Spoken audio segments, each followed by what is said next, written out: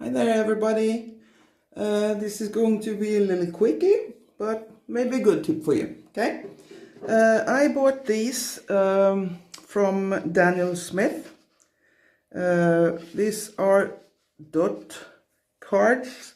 They put dots of all their pigments, and you see they have a lot of pigments, Daniel Smith. From these I made these ones. Here you see all the colors. I went through all the dot card and I made notes. This is half opaque and this is transparent, and the ones that are full or opaque colors. I don't know if I have any here. Do I? Here you see, these are lovely. And all the pigments, they flow differently, so you can make notes on that too. Make sure to make not too small squares, so you can write something down.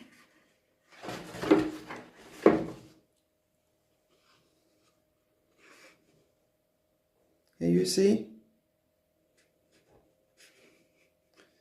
and you can write down if they are granulating, if they are low staining or high staining.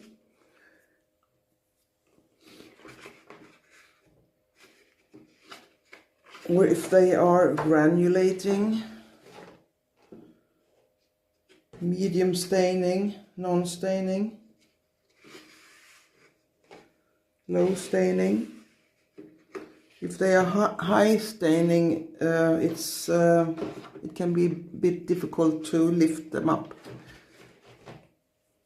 So it's not just the color of the pigment, it's a lot of other stuff you need to know.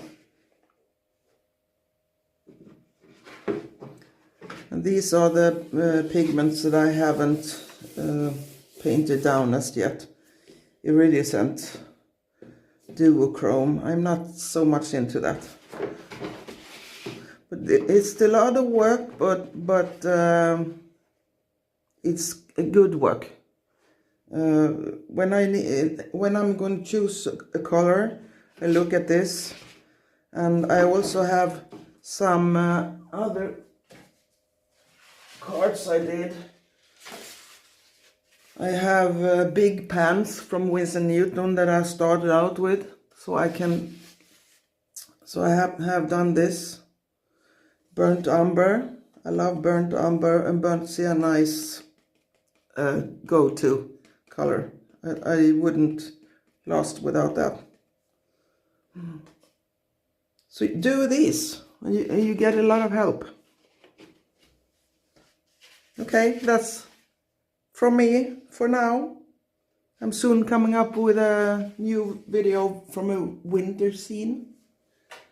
Beautiful winter scene. Maybe a couple of days more. So that's the next video, I think. Hope it will help. Okay? This way you also can write down your favorites, so you know which one to buy.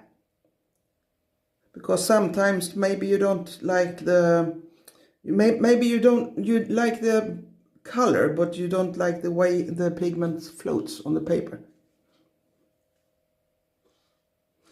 This I did on a cellulose paper, but you can do it on cotton paper as well, because then you even more see how it reacts when painting later on. Okay? Okay, bye-bye.